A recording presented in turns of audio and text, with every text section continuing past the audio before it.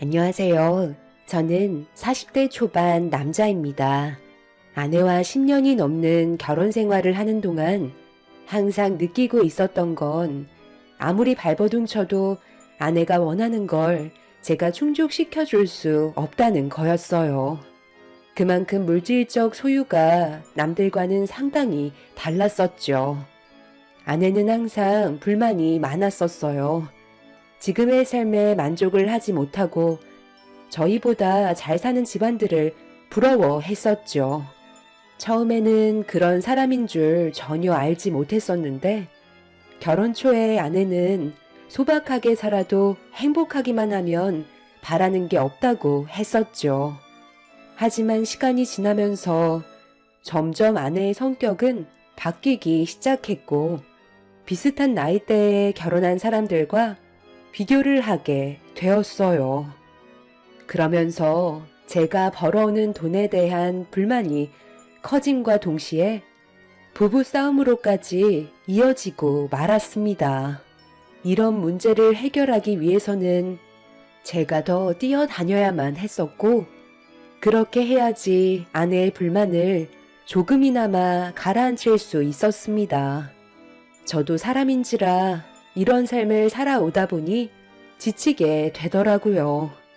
그래서 아내에게 좀 쉬고 싶다고 하고 있는 일의 개수를 어느 정도 조절하는 게 좋을 것 같다고 했었지만 그럴 때마다 부부싸움은 당연한 결과로 이어지고 말았습니다. 차라리 말을 하지 않는 게 가정의 화목함을 유지할 수 있는 최선의 방법이었죠. 이런 생활이 계속 반복이 되다 보니까 아내를 향한 제 마음도 점점 식어가게 되더라고요. 그래도 제가 버틸 수 있었던 건 아이들 때문이었죠. 그렇게 살아온 지 10년이 넘어가던 시점에 그동안 싸웠던 건 아무것도 아니었을 만큼 집안이 휘청거릴 정도로 엄청 크게 싸운 적이 있었어요. 매달 생활비를 300만 원 정도 가져가는 사람이 어느 날 못 보던 가방을 하나 가지고 들어왔어요. 무슨 가방이냐고 물어보자 아내는 예민하게 반응을 하더니 신경 쓰지 말라면서 급하게 방으로 들어가더라고요. 10년을 넘게 살아왔었는데 딱 봐도 쓸데없이 또 사치를 부렸다는 걸 알 수 있었죠. 그 가방 이번에 산 거야? 대충 봐도 명품 가방인 걸 알겠는데 숨긴다고 내가 모를 줄 알았어? 그거 얼마 주고 산 거야? 집에 가방이 한두 개가 아닌데 또 가방을 사는 건 너무하다고 생각되지 않아? 방 하나가 가방으로 가득 차 있을 정도인데 당신의 사치는 언제쯤 멈출 거야? 이렇게 사는 게 당신은 행복하니? 내가 뭘 하던 무슨 상관인데. 당신은 돈이나 벌어오면 되는 거야. 지금 생활비도 턱없이 부족한 거 알고 있지? 애들 키우면서 내가 원하는 걸 충족시켜 주려면 지금 하는 일로는 부족하지 않겠어? 웬만하면 저녁에도 들어오지 말고 대리운전이나 한 건 더 뛰는 게 좋을 것 같은데. 그래야 나랑 우리 애들 먹여 살리지. 당신이 사치를 줄일 필요는 없는 거야? 내가 힘들다고 계속 말하고 있는데 지금보다 얼마를 더 해야 멈출 생각인 건데 계속 이렇게 살면 우리의 관계도 더 이상 유지하기 힘들다는 거 잘 알 거 아니야. 그냥 갈라섰으면 좋겠어? 이제 그만 좀 하자. 이런 식으로 사는 건 아무 의미가 없는 삶이라고. 꼴랑 한 달 생활비 300 맞춰주면서 한 돈 1,000만 원 주는 사람처럼 말을 하고 있네. 정말 어이가 없다. 능력 없는 당신 데리고 살아주는 것만도 감사하게 생각해. 내가 알아서 할 테니까 당신은 돈만 벌어오면 되는 거야. 알겠어? 내 주위 사람들은 남자 하나 잘 만나서 떵떵거리며 살고 있는데 가방 하나 산 거 가지고 엄청 쪼잔하게 구네. 내가 외제차로 바꾼 것도 아니고 꼴랑 가방 하나 새로 장만한 게 그렇게 마음에 안 들어? 나도 능력 없는 당신이랑 사는 거 지긋지긋해. 저와 아내는 서로가 가지고 있던 불만이 터져 나오게 되었고 결국엔 상처가 되는 말들을 쉬지 않고 내뱉었어요. 저도 더 이상은 이런 식으로 살고 싶지 않았어요. 돈만 버는 기계도 아니고 10년의 시간 동안 제 살과 뼈를 내어준 거나 마찬가지인 돈을 아내는 조금도 감사하게 생각하지 않고 있었죠. 결국 저희는 그날 이혼하자는 말까지 나오게 되었고 한동안 냉전의 시간이 흘러버렸습니다. 이렇게 사는 건 도저히 아닌 것 같아 매달 주던 생활비를 끊어버리기까지 했었죠. 하지만 아내는 눈 하나 깜빡하지 않고 오히려 자기가 하고 싶은 대로 막 나가는 모습을 보여주면서 저를 더 크게 자극했고 결국 각자 갈 길 가는 게 좋을 것 같다는 확고한 결정을 내리게 되었어요. 더 이상 아내와 함께 하기에는 많은 어려움이 있을 것 같다고 처갓댁에 찾아가 하소연을 하고 말았습니다. 그동안 많이 참아왔었습니다. 이제 그만하고 싶네요. 제 능력으로는 저 사람을 충족시켜줄 수는 없을 것 같아요. 아이들도 제가 키우겠습니다. 여자들은 원래 다 그래. 그 정도 안 쓰고 사는 게 어디 있어? 돈 써들고 세상 떠날 것도 아닌데 사는 동안 하고 싶은 거 하게 놔두면 좋은 거 아니야? 자네가 내 딸과 결혼하고 싶다고 했을 때 뭐라고 그랬어? 모든 걸 다 내어줘서라도 행복하게 만들 테니 내 딸을 달라고 했잖아. 그럼 이 정도는 각오하고 데려간 거 아니야? 그런데 10년이 지나고 나서야 내 딸을 도로 데려가라는 게 말이 되나? 서로 치지고 볶고 얼굴을 붉혀도 이혼만큼은 허락해 줄 수 없네. 자기가 부족한 건 생각도 안 하고 이혼하자는 말부터 꺼냈다니까. 이럴 거였으면 애초에 결혼도 하지 않았지. 당신 때문에 내 인생 10년이 날아갔다고. 자네가 이렇게까지 무책임한 놈인 줄 알았으면 내 딸을 주지도 않았지. 내 딸 인생은 어떻게 보상해 줄 텐가? 이혼을 할 거면 그만큼 대가가 필요하지 않겠소? 대가라뇨? 저 사람만 인생을 허비했나요? 제 10년도 같이 쓸어내려 갔다고요. 제가 얻은 건 뭔데요? 아무것도 남아있지 않은 빈 껍데기만 있는 상태잖아요. 알뜰살뜰 모아서 삶이 좋아질 수 있게 노력이라는 건 단 한 번도 하지 않은 저 사람 때문에 애들도 제대로 된 삶을 살아가지 못하고 있는 상황인데 그런 말이 나와요? 장인 장모는 제가 무조건 잘못했다며 자기 딸을 데려갔으면 평생 책임을 져야 한다고 이혼만큼은 무조건 반대를 하고 있었습니다. 생각했던 거와 다르게 전혀 다른 말을 듣게 된 터라 너무 화가 치밀어 올랐어요. 저는 이혼 소송이라도 가겠다며 더 이상은 아내와의 관계를 질질 끌지 않기로 결정하게 되었어요. 말이 통하지 않는 사람들과 함께 한다는 건 제가 우울증에 걸려 정신적으로 문제가 생길 것 같아 하루라도 빨리 이혼을 하고 제 삶을 사는 게 좋을 것 같았습니다. 그렇게 이혼을 준비하는 동안 아내는 제가 생활비도 끊고 제대로 된 남편의 역할을 끝까지 행해주지 않았다는 거에 보란 듯 아이들을 방치해버렸어요. 평소 같았으면 회사에서 퇴근을 하고 바로 대리운전을 뛰는데 아내와의 이혼을 통보한 이후 대리운전은 그만하기로 결정을 하게 되었죠. 그리고 그때부터 아이들은 오로지 제 몫이 되었습니다. 돈에 대한 스트레스를 받지 않게 되다 보니 제 삶을 찾은 것 같았어요. 잠잘 시간 쪼개가며 대리 운전을 했을 때와는 다르게 행복 지수가 훨씬 높아졌고 돈보다 가정이 중요하다는 걸 확실하게 알 수 있었죠. 아내는 그런 저에게 매일같이 불만을 쏟아내었지만 저는 조금도 흔들리지 않았습니다.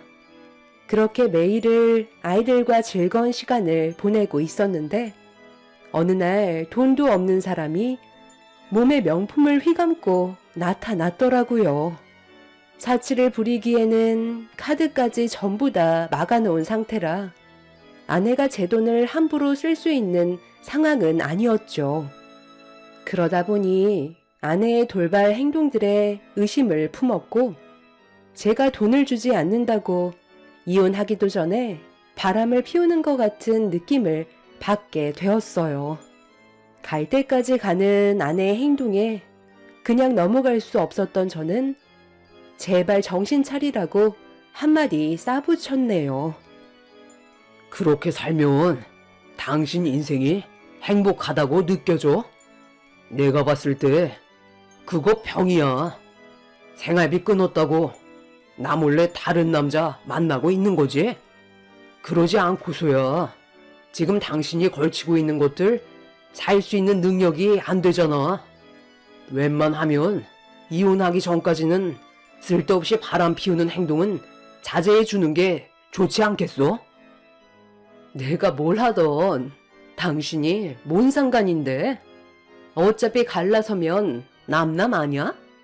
나도 살 길을 찾아야 할 거 아냐? 능력 없는 당신같이 찌질한 남자 만나고 싶지 않거든. 한 살이라도 젊었을 때 제대로 된 남자 만나서 남은 인생 행복하게 살려고 내 몸에 투자 좀 하겠다는데 쓸데없이 참견하지 말고 집에서 애들이나 봐. 아내는 집에 들어오자마자 또다시 새로운 명품 옷으로 온몸을 휘감더니 다시 집 밖으로 나갔어요. 10년이라는 시간 동안 제 인생은 단 한 번도 행복한 적이 없었던 것 같습니다. 정말 열심히 두 발로 뛰며 가정을 지키기 위해 살아왔었는데 돌아오는 건 능력 없는 사람이라는 말뿐이었고 아내에게 인정을 받지 못한 저는 실패자라는 죄책감에 시달리고 있었습니다. 어떻게 해서든지 가정을 지키고 싶었던 것 뿐이었는데 그렇지 못했던 게 너무 마음이 아팠었죠. 그렇게 아내와 이혼을 통보하고 정신적으로 힘든 삶을 살아가던 어느 날 매일같이 아이들과 제가 자고 있을 시간인 늦은 새벽이 되어서야 집에 조심히 들어왔어요. 방문을 살짝 열어 문틈으로 아내를 바라봤는데 양손 가득 명품 가방들과 옷들이 가득하더라고요. 꽤 지쳐있는 얼굴을 하고 있었지만 가지고 들어온 명품들을 바라보면서 뿌듯해하고 있었습니다. 그때 아내가 저와 이혼도 하기 전에 외도를 하고 있다는 게 확실해 보였고 저에 대한 마지막 예의가 아닌 것 같아 화가 치밀어 오른 저는 확실한 증거물을 만들어 아내에게 제대로 된 위자료 청구 소송까지 갈 생각을 가지고 있었습니다. 그때부터 아내의 뒤를 미행해야겠다는 결정을 내리게 되었고 다음날부터 아내를 따라다니기 시작했어요. 그런데 이 사람이 정신이 나갔는지 남자를 한두 명 만나고 있는 게 아닌 듯 보였습니다. 전화 통화를 받더니 잠시 뒤 한 건물 안으로 들어갔고 한참 뒤에나 나오던 아내는 작은 명품 가방 하나를 들고 나왔죠. 그리고 또 다른 지역으로 옮긴 아내는 누군가를 기다리는 듯 보였고 전화가 왔는지 반갑게 웃으면서 대화를 나누다가 또다시 건물 안으로 들어갔습니다. 이런 일들을 반복적으로 하던 아내는 어느새 집에 도착했을 때 양손 가득 명품들이 한가득 쌓여 있었어요. 아내는 자기가 원하는 걸 얻기 위해 다른 남자들 집에 들어가 원하는 걸 내어주고 대신 명품을 받는 것 같은 느낌이 들었어요.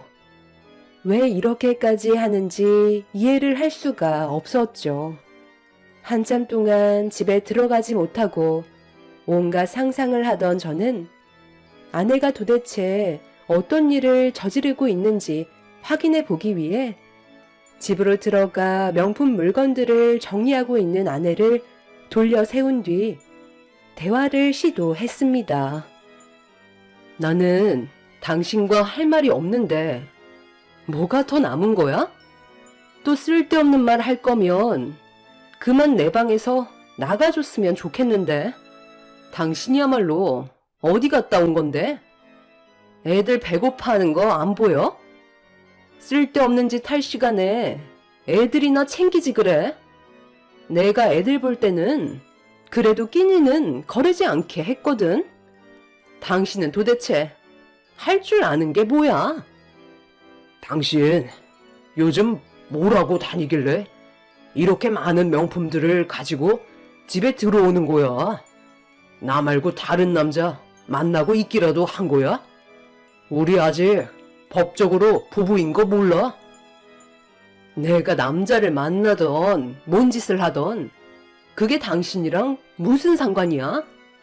나는 가지고 싶은 걸 충족시켜주지 못하는 능력 없는 당신 때문에 지질이 궁상처럼 살 바엔 다른 사람들이 원하는 걸 내어주고 그에 대한 대가를 얻는 삶이 훨씬 좋다는 걸 깨달았어.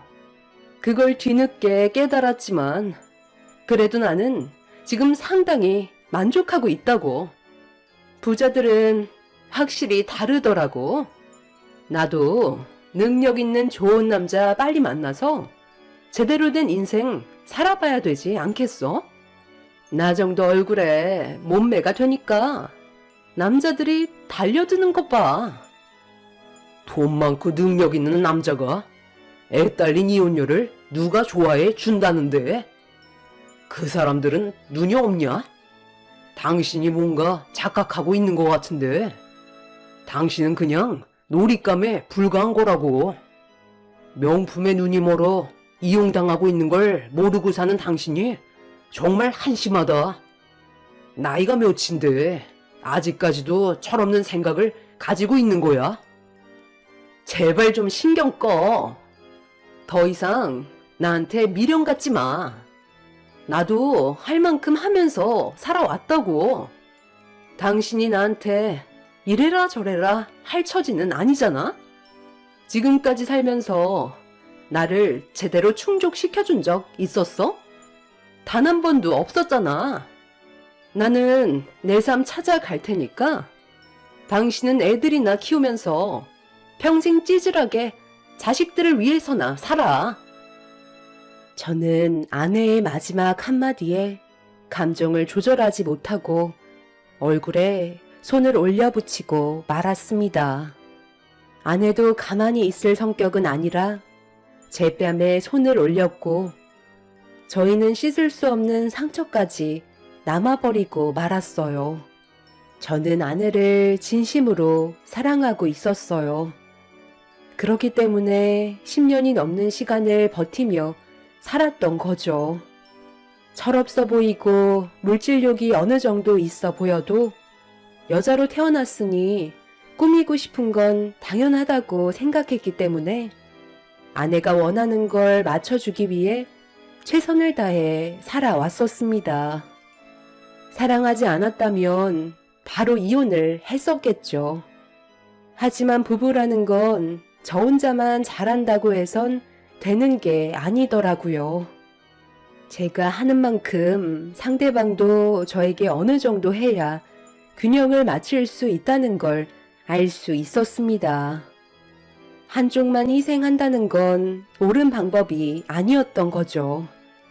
다른 남자들 집에 드나들었던 아내의 모습들이 너무 실망스러웠고 사랑했던 마음은 더 이상 남아있지 않게 되었어요. 오히려 더럽게 느껴지기 시작했죠. 저는 아내가 어떤 짓을 저지르고 있는지 처갓집에게도 보여주기로 결심하게 되었고, 며칠 뒤 아내가 고급 맨션에 들어가는 걸 놓치지 않고 뒤따라 갔어요. 그리고 어느 집에 들어가는 것까지 확인할 수 있었죠. 한번 들어가면 최소 2시간 정도 있다가 나오기 때문에 저는 그때를 놓치지 않고 처갓집에 연락을 취해 아내가 저 말고 다른 남자 집에 들어갔다며 두 눈으로 직접 확인해 보시라고 주소를 알려드렸습니다.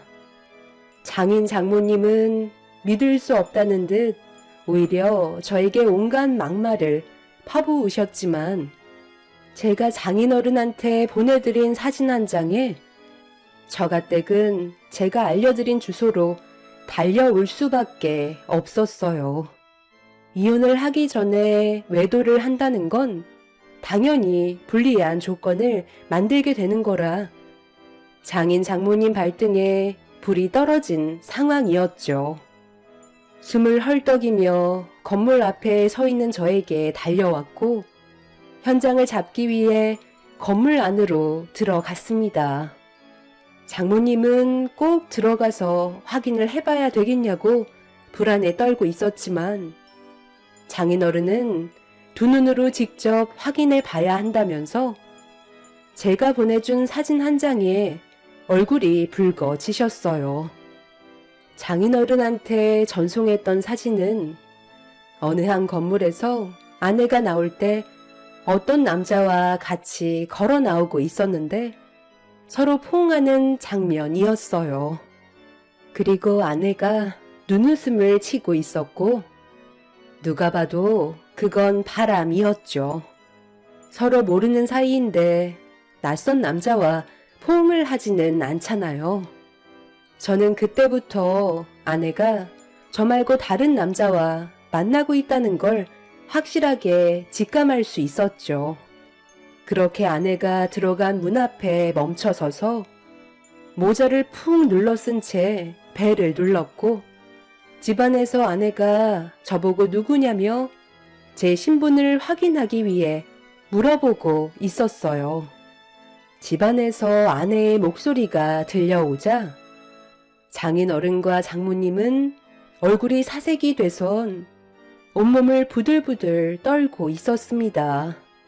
제가 경비실에서 왔다며 물건 하나를 맡기셨는데 가져가지 않으셔서 도로 가져왔으니 사인하시고 다시 가져가라고 하자 문 앞에 놔두라며 문을 열어주려 하지 않았지만 중요한 물건이라고 하셨는데 문 앞에 두는 건 문제가 생길 수 있으니 직접 받으셔야 된다고 하자 아내는 잠시만 기다리라는 말과 함께 현관문을 살짝 열었고 저는 그때를 놓치지 않고 문을 활짝 열어 집 안으로 들이닥쳤어요. 아내는 가운에 실오라기만 걸친 상태로 저와 눈이 마주치게 되었고 장인 장모의 얼굴을 보자마자 비명을 지르면서 급하게 방으로 도망을 쳤어요. 장모님은 충격적인 아내의 모습을 보고 다리에 힘이 풀리셨는지 그 자리에 주저앉아 버렸죠. 장인어른은 아내가 들어간 방문을 두드리면서 당장 튀어나오라며 소리를 지르기 시작했어요. 저도 너무 충격이었던 게 아내의 옷차림은 상상조차 하지 못했던 장면이었죠. 방 안에서 나오지 않는 아내에게 당장 튀어나오라고 화를 냈지만 방 안에서 끝까지 나오지 않길래 억지로 문을 따버린 뒤 방 안에 있던 아내를 확인하는 순간 상상도 못했던 광경이 눈앞에 펼쳐져 저희 모두는 경악을 하고 말았어요. 당신 지금 뭐 하는 짓이야? 내가 뭐 하는 거냐고 물어보고 있잖아. 당장 멈추지 못해? 이리 내놔. 이것들 전부 다 뭐야? 왜 이게 당신 가방에 전부 들어가 있는 건데? 아이, 내놔. 그건 내 거야. 당신이 뭔데? 내 일에 참견이야. 나는 타당하게 대가를 치르고 가져가는 거라고. 여긴 어떻게 알고 온 거야? 지금 날 미행한 거니? 그럼 지금까지 당신이 손에 들고 있던 명품들이 전부 다 이런 식으로 가져왔던 거였어? 이건 엄연한 범죄라고. 법적으로 처벌받을 수 있다는 거 몰라? 뭐가 문젠데? 나는 방 청소해주고 타당하게 받는 보상이라고. 이 사람들 돈 많은 부자들이잖아. 명품 같은 거 한두 개 없어진다고 큰일 나지 않는다고. 지금까지 나한테 연락 한 통 온 적 없었어. 문제가 생겼다면 지금쯤 경찰서에서 전화가 왔겠지. 그만큼 이 사람들은 자기가 명품을 몇 개나 가지고 있는지 모른다고. 예, 지희야. 그래도 이건 아니지. 아무리 네가 가지고 싶은 물건들이 있다고 해도 이건 주인이 있는 물건이잖아. 가방에 집어넣은 물건 다시 제자리로 돌려놔라. 그럼 진호, 바람 피우고 있던 게 아니라 그동안 고급 아파트 집에만 골라서 들어가 청소해주는 척 하면서 명품 물건들을 빼왔었던 거니? 그럼 이 사진은 뭐야? 이 남자랑 왜 포옹을 했던 건데? 이건 누가 봐도 바람 피우고 있는 모습이잖아. 이 남자와는 따로 만나고 있기라도 한 거야? 그 사람이 계속 나를 의심하는 것 같아서 일부러 그렇게 접근한 거예요. 남자들은 단순해서 자기한테 조금만 관심을 가져도 다른 생각을 하게 되잖아요. 내가 몰래 명품 옷 하나 가지고 나오려다가 가방에 집어넣었던 걸 봤는지 의심하는 것 같길래 잠깐 접촉해서 터치 좀 해준 것 뿐인데 그때부터 개인적으로 연락이 오더라고요. 저는 목적이 명품 옷이었기 때문에 더 이상의 관계는 없었다고요.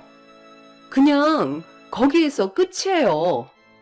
저도 나름 방법을 찾은 거고 청소 의뢰 들어오면 잘 사는 집들만 골라서 대충 청소해주고 보상으로 받아간 것 뿐인데 크게 잘못된 건 아니잖아요. 이제 집주인들 올 시간 됐어요. 마주치기 전에 빨리 나가야 된다고요. 이 문 망가뜨린 건 당신이 저지른 거니까 대신 보상해주고 와. 나는 먼저 나가야 된다고. 함부로 남의 집에 들어오는 게 더 큰 범죄인 거 몰라? 저와 장인 장모는 아내의 충격적인 행동에 할 말을 잃어버린 상태였어요.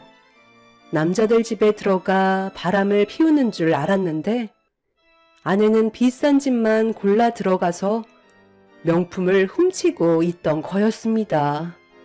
아무리 물질력이 강하다고 해도 이런 행동을 저질렀다는 거에 너무 황당한 상태라 아내의 모습을 멍하니 바라보고 있었는데 아내는 뭔가 아쉬웠는지 제 손에 들려있던 가방을 빼앗아 옷장에 걸려있던 명품 옷들을 더 꺼내 구겨넣고 있었습니다.